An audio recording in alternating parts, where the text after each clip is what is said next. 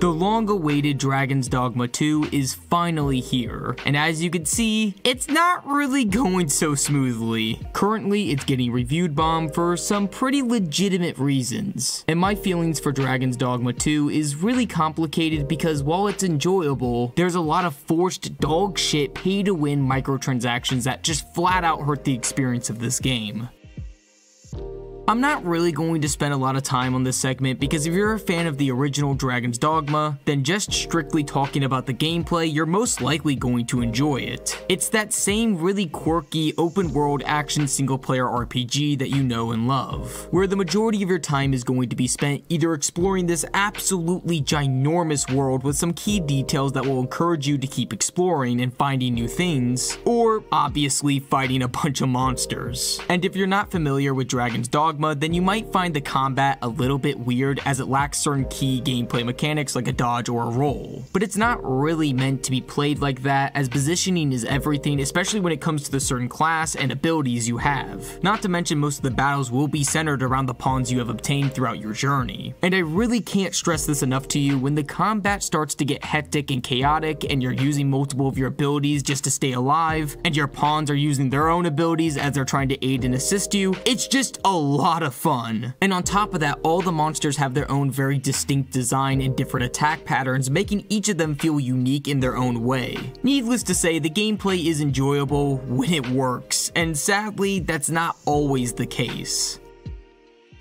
So just like every other AAA game on launch, this runs like complete shit. Especially if you're one of the sad souls that got this on PC, where problems range from small things like texture glitches to borderline unplayable issues like frequent crashes. Me personally, I'm lucky to say that I have not experienced these problems. I just felt like I should mention it to you in this video just in case if you choose to buy this game on PC. Now, an issue that I did run into was the frame rates. And it's one thing if it was consistently at a low to mediocre frame rate, because then at least it's stable, but instead it fluctuates anywhere between high 20s and low 60s, so it can feel really choppy at times. And it seems like it really doesn't matter what specs you have, since I've seen people with high-end setups having similar issues, leading me to think that the game is simply poorly optimized.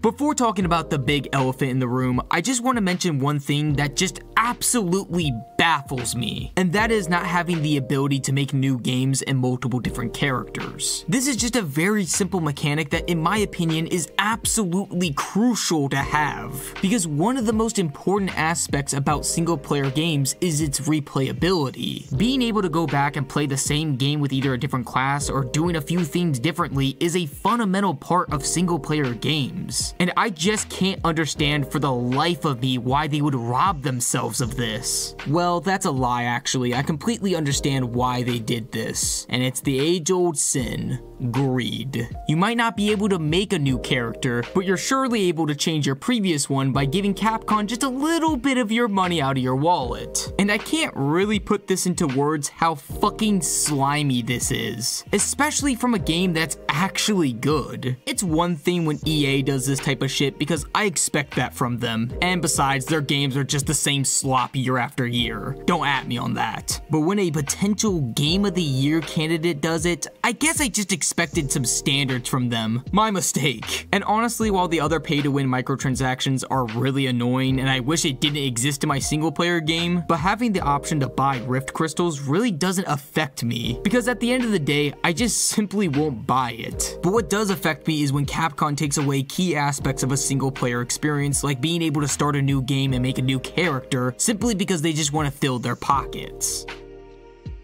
This is a little weird for me because besides suggesting to wait for a few updates to help with the optimization of the game, I don't really know how to feel about Dragon's Dogma 2. The gameplay is really fun and amazing, but god damn it, Capcom added some really awful microtransactions alongside it. I guess if you're like me and you can kind of look past it for the most part, I would easily recommend you Dragon's Dogma 2, as I think it's a good sequel.